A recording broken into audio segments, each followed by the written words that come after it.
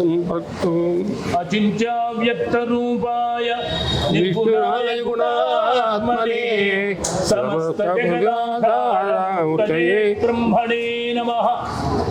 వాగర్ధావివ సంవృత్తౌ వాగర్ధ ప్రతిపత్తయః జగతః పితరౌ వందే పార్వతీ పరమేశ్వరౌ. శ్రీకళ్యాణ గుణావహం రిపుహరం సర్వార్థ సంపత్కరం శ్రీరాఘవం దశరథాత్మజమప్రమేయం సీతాపతిం రఘుకులాన్వయరత్నదీపం ఆజానుబాహుం అరవిందదళాయతాక్షం రామం నిశాచర వినాశకరం నమామి. మనోజవం మారుతతుల్యవేగం జితేంద్రియం బుద్ధిమతాం వరిష్టం వాతాత్మజం వానరయోధముఖ్యం శ్రీరామదూతం శిరసా నమామి. ఆదిత్యాయ చ సోమాయ మంగళాయ బుధాయ చ గురు శుక్ర శనిభ్యశ్చ రాహవే కేతవే నమః. శ్రీ కళ్యాణ గుణావహం రిపుహరం సర్వార్థ సంపత్కరం గంగా స్నానాభిషేక పుణ్యఫలదం గోదానతుల్యం నృణాం ఆయుర్వర్ధనముత్తమం తవం సుఖపదం సంతాన సంపత్ప్రదం నానాకర్మ సుధాసుగం సముచితం పంచాంగమాకర్ణ్యతాం. పంచాంగం పఠనం చెయ్యడం కూర్చున్నవారు, వినేవారు, శ్రవణం చేయడం. పఠనం వేరు, శ్రవణం వేరు. పఠించేవారు పాఠకులు, వినేవారు శ్రవణం చేసేవారు. ఈ పంచాంగ పఠంలో శ్రీకళ్యాణ గుణావహం రిపుహరం సర్వా గోదానతుల్యం రుణ. ఎంత గొప్పది అంటే కళ్యాణ గుణావహం, కళ్యాణము అంటే శుభములను చేకూర్చున్నది పంచాంగము అని. గోదానతుల్యం రుణాం అంటే గోదానం చేస్తే ఎంత విశేష ఫలాన్ని సంప్రాప్తింపచేస్తుందో పంచాంగ పఠనము చేసినా శ్రవణం చేసినా అంత విశేష ఫలాన్ని సంప్రాప్తింపచేస్తుంది. ఇందులో ఏ విధమైన సంశయం లేదు. ఇది అతిశయోక్తి కానీ ఉత్కృష్ట కానీ కాదు. అంతటి గొప్ప విశేషమైన పంచాంగ పఠనాన్ని గంగా స్నాన ఫలం పుణ్యఫలదం గోదానతుల్యం రుణాం ఆయుర్వృద్ధికరం సముచితం పంచాంగమాకర్ణ్యతాం సంతాన సంపత్ప్రదం. సంతానము భగవంతుడు గృహస్థ ఆశ్రమాన్ని స్వీకరింపచేసిన తరువాత సంతానం ఇస్తారు. ఆ సంతానాన్ని కూడా భగవంతుడు సక్రమ మార్గంలో ఉంచడానికి ప్రయోజక కారకమైనటువంటిది పంచాంగ పఠనము, పంచాంగ శ్రవణము.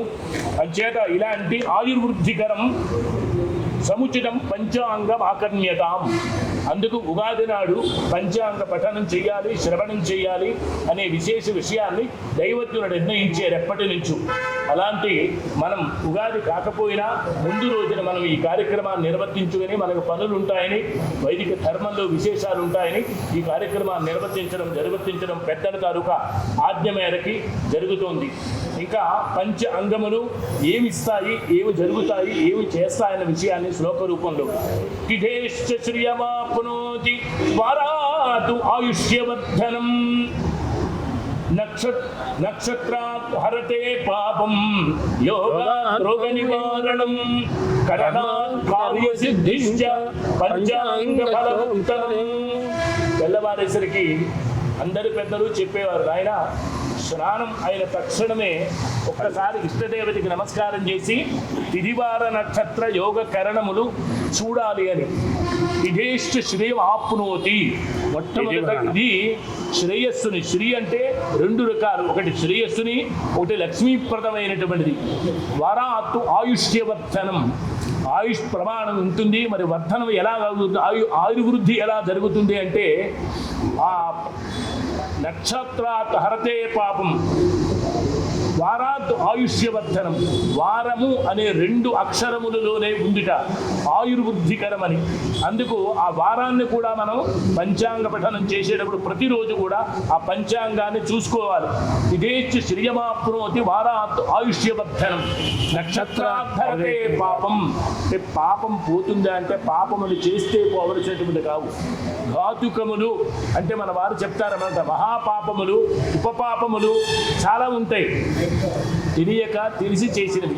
అన్ని పాపాలు పోతాయనేటువంటి భావన కాదు. ఏమంటే తిథి చూసేసాం మనం చేసిన పాపాలు పోతాయనేటువంటి భావన కాదు. చెయ్యకుండా ఉండటానికి ప్రయత్నం చేసేటువంటి వ్యవస్థ చేకూర్చున్నదే పంచాంగం. తిథేశ్చ శ్రియమాప్నోతి వారాత్ ఆయుష్యవర్ధనం, నక్షత్రాత్ హరతే పాపం, యోగాద్ రోగ నివారణం. పెట్టేసి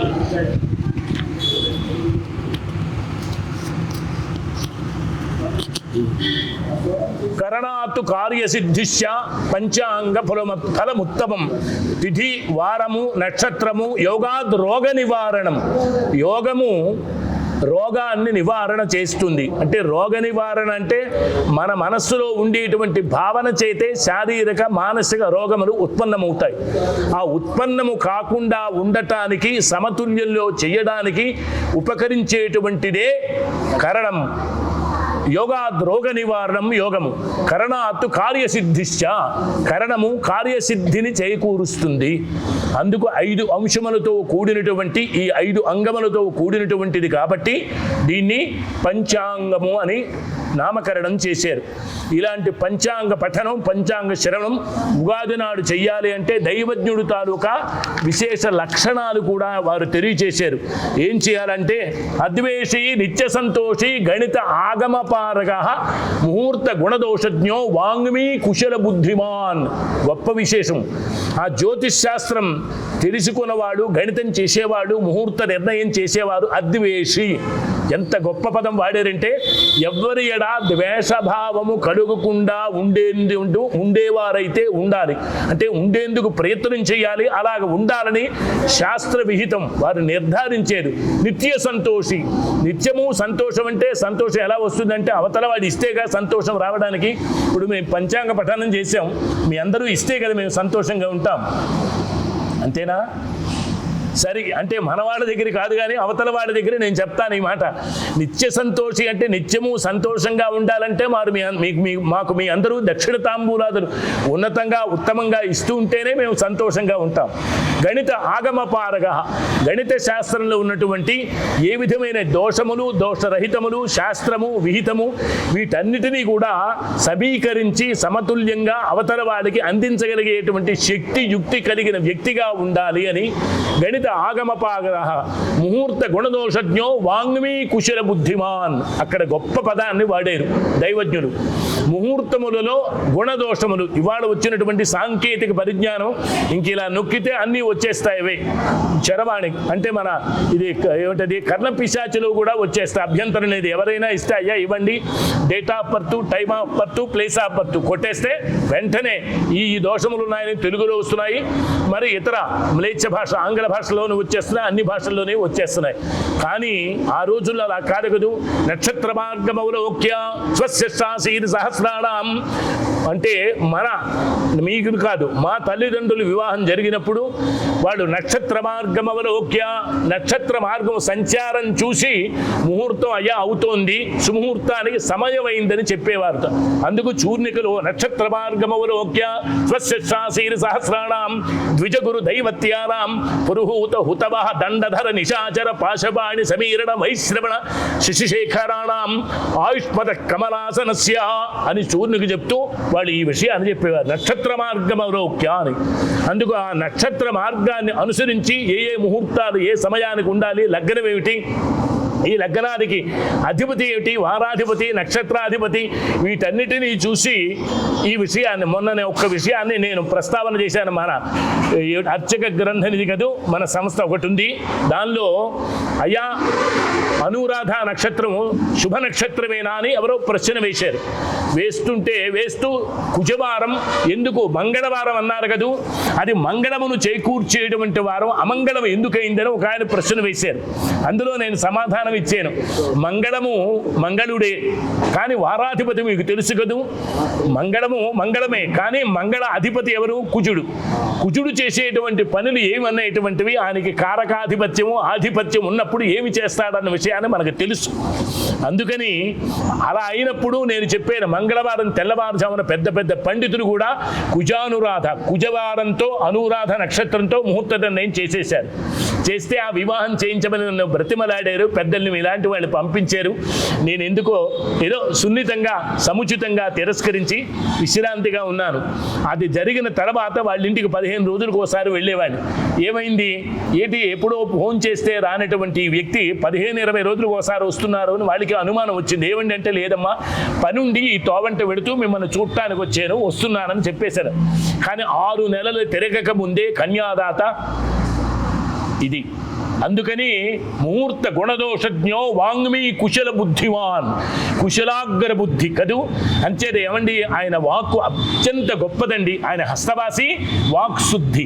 ఈ వాక్శుద్ధి హస్తవాసి ఎలా కలుగుతుంది అంటే, పరమేశ్వరుడు ఇచ్చినంత కాలము, పరమేశ్వరుని కొలిచినంత కాలము, మన మాట సత్యములో ఉన్నంత కాలము. డబ్బు సంపాదన వేరు, సత్యము వేరు, ధర్మము వేరు, నీతి వేరు, నిజాయితీ వేరు, గౌరవం వేరు. ప్రభుత్వం అంటే మన సమాజంలో అభ్యున్నతిని వేరు. ఇవన్నీ కూడా పరమేశ్వరుడు ఇవ్వాలి. అంచేత విశ్వం దర్పణ దృశ్యమానగరి తుల్యం నిజాంతర్గతం పశ్చన్నాత్మని మాయయ బహిరివోర్భూతం యథా నిద్రయాద మేధా దక్షిణామూర్తి స్తోత్రం చేసి శంకర భగవత్పాదులు నానాఛిద్ర ఘటోదర స్థిత మహాదీప ప్రభాభాస్వరం జ్ఞానం యస్యదు చక్షురాధికరణ ద్వారా బహిస్పందతే జానామీతి తమేవ భాంతమనుభాత్యేరత్ సమస్తం జగదు తస్మై శ్రీ గురుమూర్తయే నమైనం శ్రీ దక్షిణామూర్తయే. అంధకారంలో ఒక దీపాన్ని వెలిగించి దాని చుట్టూ పైన అన్నమాట చిన్న చిన్న కన్నములు ఉన్నటువంటి ఒక పాత్రను పెడితే నాబోటి వాడు అంధకారంలో చూసేసరికి మహనీయులు ఎన్ని దీపాలు ఇక్కడ వెలిగించి అంధకారాన్ని పారద్రోలి వెలుగునిస్తున్నారని దగ్గరికి వెళ్ళి చూస్తే ఉన్నది ఒకే ఒక్క దీపం.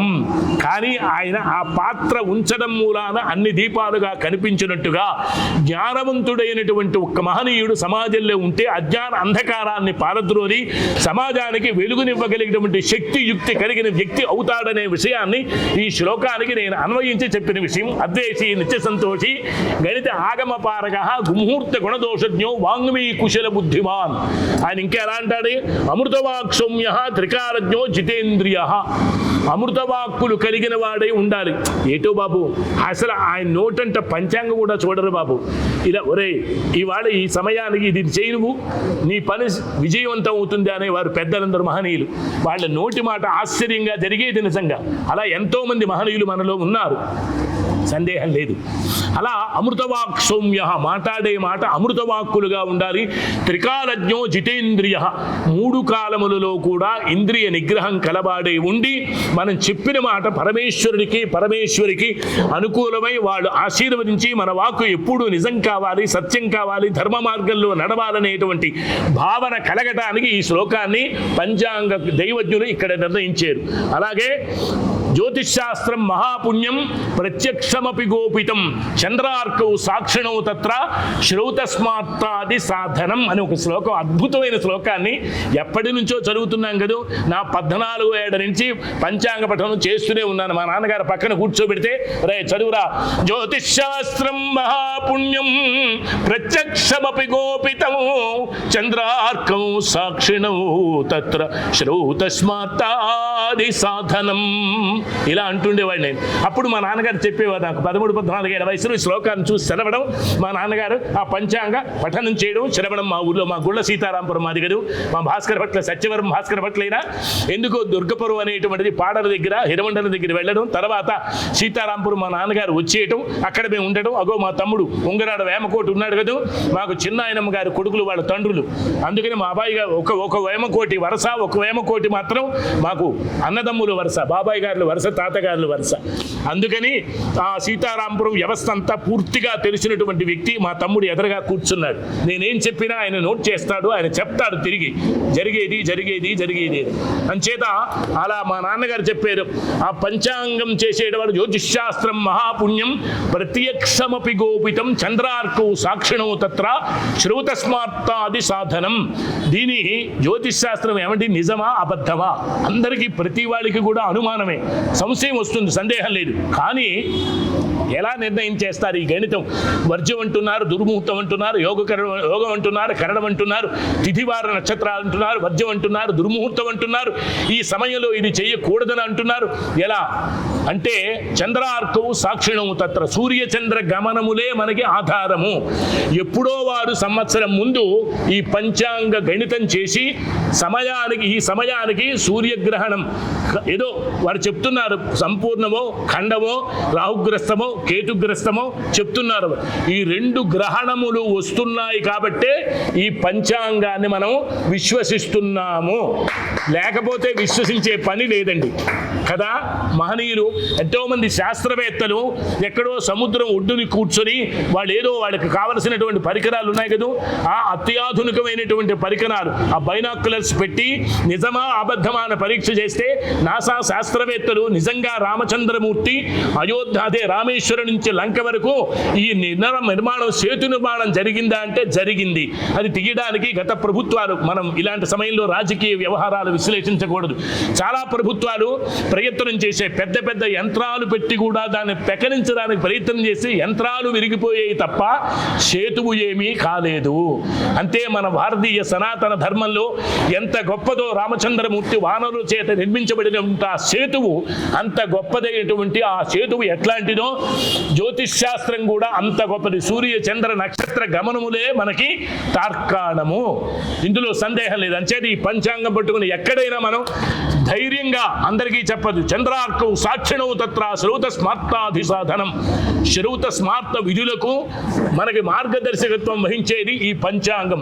అంచేది సూర్య చంద్రుడు ఎప్పుడైతే గ్రహణములలో వస్తున్నారో ఆ గ్రహణములను అనుసరించి మనం ముందున్నటువంటి గణితము చేసినటువంటి ఈ శాస్త్రజ్ఞులు దైవజ్ఞులు చేస్తున్నటువంటి వీటిని ఆధారంగా చేసుకొని ఇది తప్పనిసరి, ఇది నిజం, ఇది సత్యం సత్యం సత్యమని సమాజంలో మనందరం కూడా చెప్పడానికి ఏ విధమైన అభ్యంతరం లేదు. అలాగే వేదాంత వేదస్పతి సాధుభూతం పుణ్యాస్పదం సర్వలోప భోగభోగ్యం సర్వే సుకర్మత్ బీజం జ్యోతిష్ శాస్త్రం ప్రజితం వదంతి. అది కళ్ళజోడు లేదు, చిన్న అక్షరాలయ్యే. నాకు ఈ కార్యక్రమం అప్పచెప్తారని జోసుల శివప్రసాద్ గారు, మా తమ్ముడు, మా అన్న ఆదేశిస్తారని నేను అనుకోలేదు. అంచేత ఉపనయనాన్ని నేను తెచ్చుకోలేదు. అంచేత చిన్న అక్షరాలు కాబట్టి జాగ్రత్తగా చూసి చదవాల్సిన అవసరం. అంచేత ఇంకా చేశారు జ్యోతిష్ శాస్త్రం ప్రజితం వదంతి. వదంతి అంటే 2 అర్థాలు చూశారు కదా. వదతి అంటే చెప్పడం, వదతి అంటే చెప్పడం, నోటంటే వచ్చేది వాక్కు కదూ, అది వదతి అంటారు. వదంతి వేరు, వదతి వేరు. చూశారుగా, వదంతి అంటే బహువచనంలో చెప్పబడినటువంటి దాన్ని మార్గదర్శకత్వంగా తప్పనిసరిగా నిర్వర్తించాలి అనేటువంటి ఒక ప్రయోగాన్ని చేసి ఈ పద ప్రయోగాన్ని చేశారు. చాలా కష్టమైంది దాన్ని. అంచేత ఇంత గొప్పదైనటువంటి పంచాంగ పఠనం మనం చెప్పుకున్నాం. అలాగే అబ్దాదో ఏం చేయాలి? ఉగాది నాడు ఉదయాన్నే అబ్దాదో ప్రాతరుత్థాయ దంతధావన పూర్వకం స్నానం సంధ్యా విహుం కృత్వా వర్ణాచార క్రమేణతు. ఎంత బాగా చెప్పారండి. అబ్దాదో ప్రాతరుత్థాయ, సూర్యోదయాత్ పూర్వమే మనం చేయవలసినటువంటి కర్మలు అన్నిటినీ నిత్య కృత్యములను నిర్వర్తించుకుని అబ్దాదో ప్రాతరుత్థాయ దంతధావన పూర్వకం. ఒకప్పుడు అలాగే మా నాన్నగారు మా చిన్నతనుడు ఎవరా దంతధావన చేసేవా? ఏవి సూర్యోదయాత్పురం చూద్దాం తప్పనిసరిగా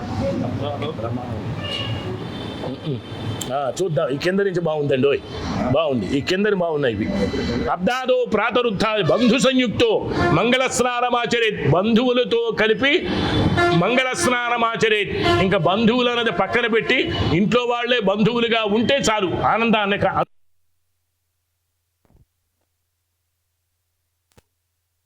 మంగళ స్నానము వేరు కదూ.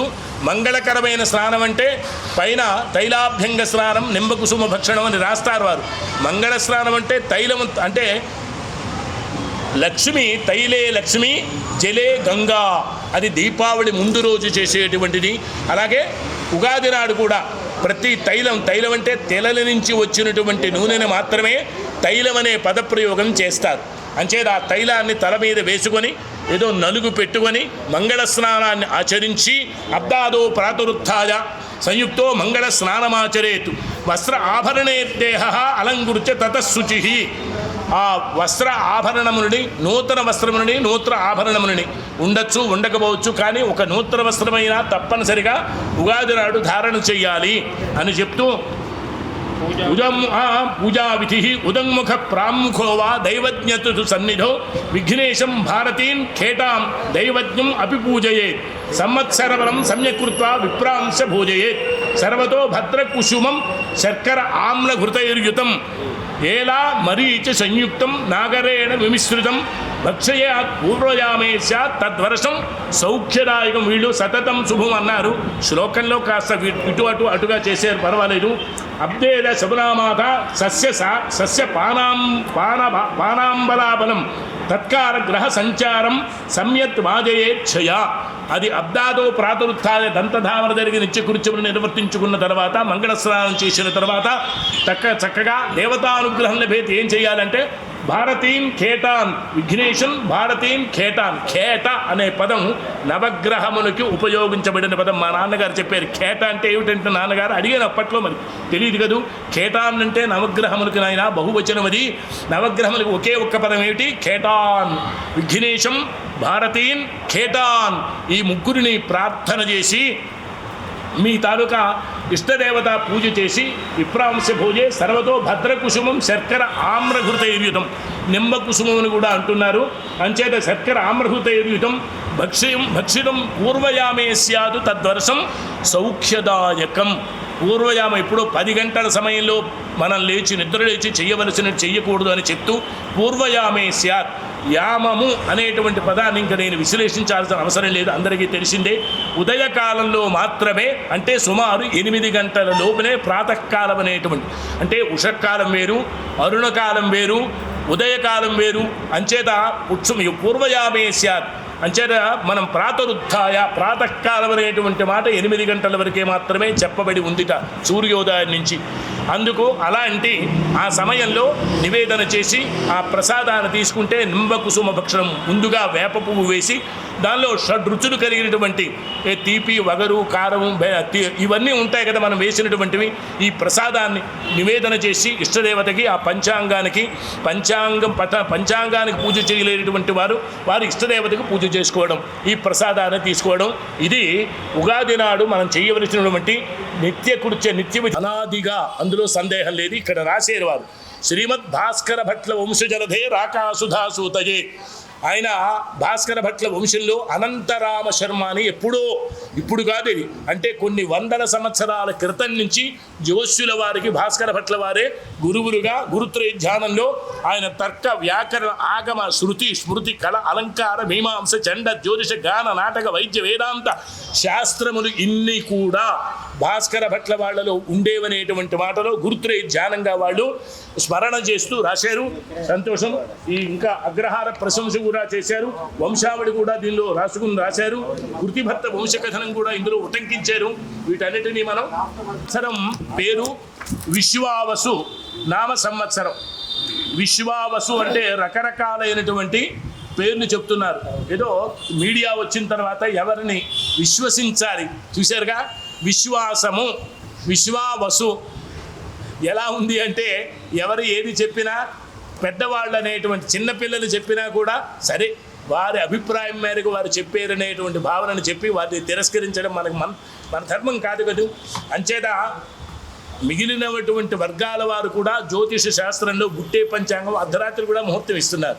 మనకి సదుపాయంగా ఉంది, మిట్ట మధ్యాహ్నం ఇస్తున్నారు, అర్ధరాత్రి ఇస్తున్నారు. ఈ సమయానికి ఇది ఉందా లేదా అని మనం చూసుకోవడమే. అంచేత అందరూ కూడా శ్రావణ మాసంలో ఒక ముహూర్త నిర్ణయం చేశారు వివాహానికి. అందరూ వర్జ్యంతోనే ఇచ్చారు, అందరూ ముహూర్త నిర్ణయం చేసేసారు. ఆ వర్జ్యానికి వాళ్ళు తప్పించుకుంటారేంటి, అది ఎవరో చూసి అయ్యా వర్జ్యం ఉంది ఈ సమయంలో, వివాహ ముహూర్త నిర్ణయం చేసేసారు. చేసేది లేదుగా. అప్పటికే మన శుభలేఖలు అందరికీ ఇచ్చేయటం జరిగింది, పనిచేసాం. అంచేత భగవంతుడి మీద భారం వేసి కార్యక్రమాన్ని నిర్వర్తించాం. అది ఎలా ఉంటుందనేటువంటిది దైవేచ్ఛ, అంతకంటే మనం చెప్పగలిగింది లేదు. అందుకని ఈ పంచాంగంలో విశ్వావసు, ఈ విశ్వావసు అంటే విశ్వమునకు ప్రభువైనటువంటి వాడు సూర్య భగవానుడు అని ఒకటి, అలాగే శ్రీమన్నారాయణుడి పేరు విశ్వావసుని, ఆయన నామాల్లో విశ్వావసు అనేటువంటి నామం ఉందని, దానికి విశ్వం యశః అస్యః యసితి ఇది విశ్వావసు అని అన్నారు. అంటే విశ్వం అంతటికి కూడా పరిపాలకుడు ఎవరు అంటే మహనీయుడు ఎవరో ఒకరు ఉంటారుగా.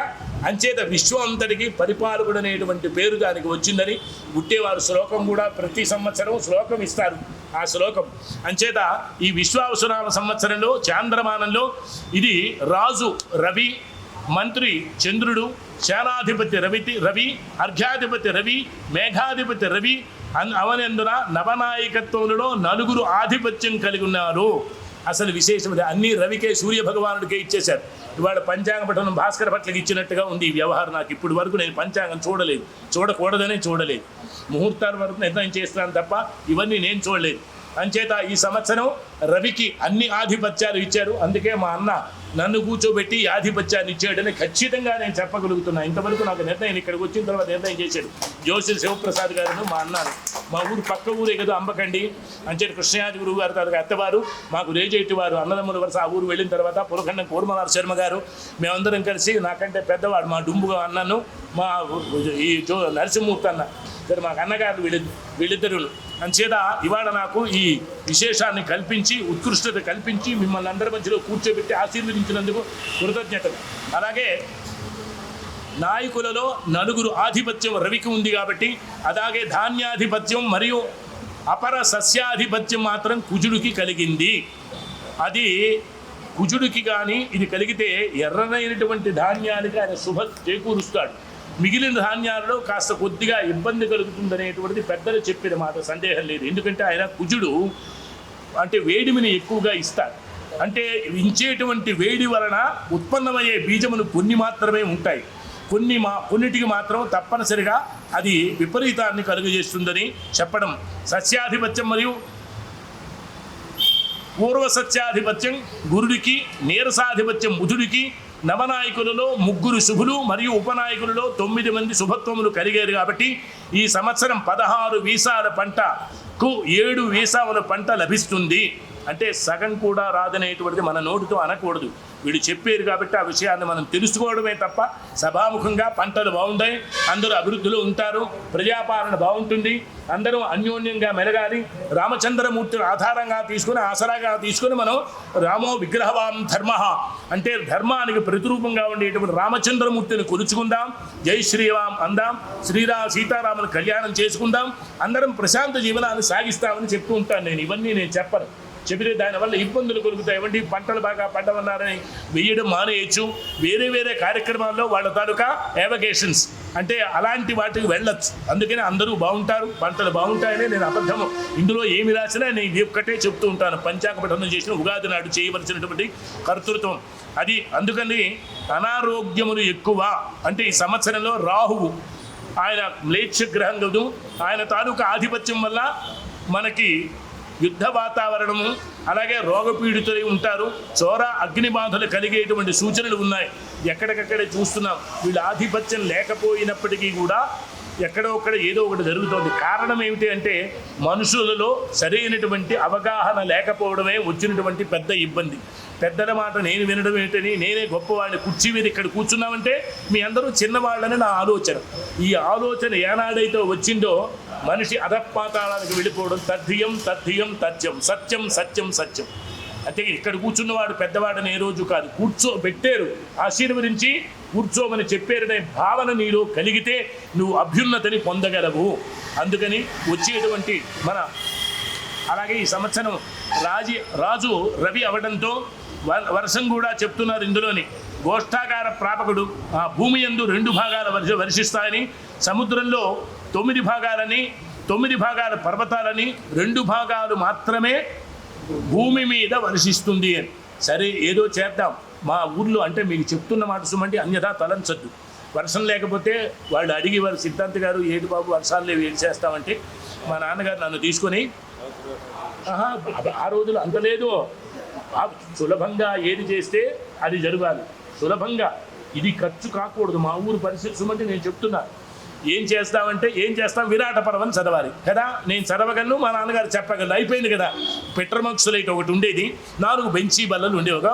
మా ప్రకాష్ గారు ఆ ఊర్లో పుట్టాడు, ఎక్కడ పుట్టాడు, అమ్మమ్మ గారి ఊళ్ళో పుట్టాడు తెలియదు, కానీ వాడిది మా ఊరే. మేమందరం ఒక ఊర్లోనే ఉండేవాడు, వాళ్ళ నాన్న భాస్కరరావు. అందుకని సరే ఓ పెట్రమెక్సలేటు 4 బెంచీలు, నేను చదవడం, మా నాన్నగారు చెప్పడం, ఈ అయిపోయింది కదండి. ఇంకా వండాల్సిన పని లేదు. తప్పకపోతే కొన్నిసార్లు వరద పాయసం మా సీతారామ దేవాలయంలో ఈ విరాట పర్వం చెప్పి స్వామికి నివేదన చేసి జాతి మత కుల వర్ణ విచక్షణ లింగభేదం లేకుండా అక్కడ జగన్నాథ స్వామి కొండపైకి వెళ్ళి పోస్తే మేమందరం ఆ పాయసాన్ని అమృతతుల్యంగా తీసుకుంటే సాయంకాలానికి వర్షం పడేది. ఇది సత్యం సత్యం సత్యం. ఎందుకంటే ఒక మహనీయులు ఉత్కృష్టత కలిగి సంప్రదాయాల్ని ఆచారాల్ని మరిచిపోకుండా వాళ్ళ తాలూకు ధర్మాన్ని నిర్వర్తించి కర్తవ్యత నిర్వహణతో చేసినటువంటి ఏ వ్యక్తి అన్న మాట అయినా తప్పనిసరిగా ఫలిస్తుంది. ఇదో fill in the blocks with golden words master చెప్పిన మాట. అంచేత అందులో సందేహం లేదండి. మనందరం కూడా బ్రాహ్మణులం, మరలమీ కాదు మరము కాదు. గమనించాలి, బ్రాహ్మణులనే పలకాలి. ఎందుకంటే మణికి సహజంగా ప్రకాశకత్వం ఉంటుంది, ప్రచోదనత్వం ఉంటుంది. మణికి కాంతి ఉంటుంది. ఆ కాంతి మట్టిగడ్డ మీద కానీ పడితే ఇక్కడ 2 మణులు ఉన్నాయా అని చూపరులకు గోచరించడానికి ఉండే అవకాశం కలిగినటువంటి విశేష పదం బ్రాహ్మణులు. అంచేత బ్రాహ్మణులనే సంపాద. బ్రాహ్మణం అని వద్దు, అసలు మలము వద్దు, మరలు అంతకంటే వద్దు. ఎప్పటికైనా మరలు పోతాయి. మలం అంతకంటే నిషిద్ధం, పద ప్రయోగమే నిషిద్ధం. బ్రాహ్మణులం మనం. అంచేత మణులుగానే ప్రకాశించగలగాలని మరొకసారి అందరికీ కూడా చివరికి కూడా చేయాలా. సరే, ఈ సంవత్సరం 29/3/2025 స్థిరవారం. అమ్మ బాబోయ్, బాలకుడైన బ్రాహ్మణుని చేతిలో కొంచెం ఉంటుందట. అంటే నేను అన్నాను దయచేసి, అంటే బ్రాహ్మణులు అంత గమ్మును ఒగ్గరు బాబు అంటుంటారు. ఒగ్గరు మన శ్రీకాకుళం విజయనగరం 2 జిల్లాలలో మాండలికం బాపనోడు చేతులు కానీ ఉంటే బాబు ఒగ్గరు బాబు అంటుంటారు. అంచేత బాలబ్రాహ్మణుడు అంతకంటే ఆయన కూడా మరి విశేషం. బ్రహ్మచారి అయినటువంటి అంటే చిన్నపిల్లడైనటువంటి బ్రాహ్మణుని చేతిలో ఈ కొంచెం వర్షం ఉంటుందట. అంచేత సంవత్సరాంతం వరకు ఉంటుంది. కాబట్టి ఇంకా నేను వాటి గురించి ప్రస్తావన చేయను. ఎందుకంటే ఇలాంటి సమయంలో అమ్మవారి సన్నిధిలో ఇలాంటి ఏదో మా నాన్నగారు నాశ్లీలం కీర్తయేత్ ఏతా ఏవ దేవతా ప్రీణాతి, అశ్లీలమైన మాటలు, అసత్యమైన మాటలు, ఇంకా మించి అంటే అపప్రథమైనటువంటి పలుకులు పలకద్దని చెప్పారు. బాలకుని చేతిలో బ్రాహ్మణుడి చేతిలో కొంచెం ఉంటే ఏమి జరుగుతుంది వర్షం అనేటువంటిది అమ్మవారికి వదిలిపెట్టి మనందరం ప్రశాంత జీవనాన్ని సాగించాలని మరొక్కసారి విశ్వావసునామ సంవత్సర అధిష్టాన దేవత అయినటువంటి రామచంద్రమూర్తికి నమస్కారం చేస్తూ, అలాగే శ్రీరామచంద్రమూర్తి రఘువంశ సంభూతుడైనటువంటి సంజాతుడైనటువంటి సూర్యవంశ సంజాతుడైనటువంటి ఆయనకు కూడా నమస్కారం చేసి అమ్మవారి సన్నిధిలో ఇవాళ ఇది జరగడం, నన్ను కూర్చోబెట్టడం, స్థిరవారం ఈ కార్యక్రమాన్ని నిర్వర్తించుకొని అమావాస్య అమాయాం అన్నాం కదా, అధిపతి ఆయన సూర్య భగవానుడు, ఆయనకు కూడా నమస్కారం చేసి ప్రశాంత జీవనాన్ని మనందరూ సాగించాలని, మన కుటుంబాలు బాగుండాలని, అందరికీ మార్గదర్శకత్వంగా వహించాలని మరొక్కసారి మీ అందరికీ వినయపూర్వకంగా నమస్కారం చేసి అవకాశం ఇచ్చినటువంటి మాతా ఆరామద్రావిడ సంఘ సభ్యులకి, అధ్యక్ష స్థానంలో ఉన్నటువంటి వారు శర్మ గారికి, అందరికీ పద్మనాభ శర్మ గారికి, మా అన్నకి, ఇక్కడ కూర్చున్న అందరికీ, వచ్చిన అతిథులు, అందరి అభ్యాగతులు, మహనీయులు, మహాత్ములు, మహాన్యులు అందరికీ ఒక్క నమస్కారం చేస్తూ పంచాంగ పఠన కార్యక్రమానికి మేము సంపూర్ణం పలుకుతున్నాం. తర్వాత కార్యక్రమాన్ని పెద్దలు నిర్దేశిస్తారు. అలాగే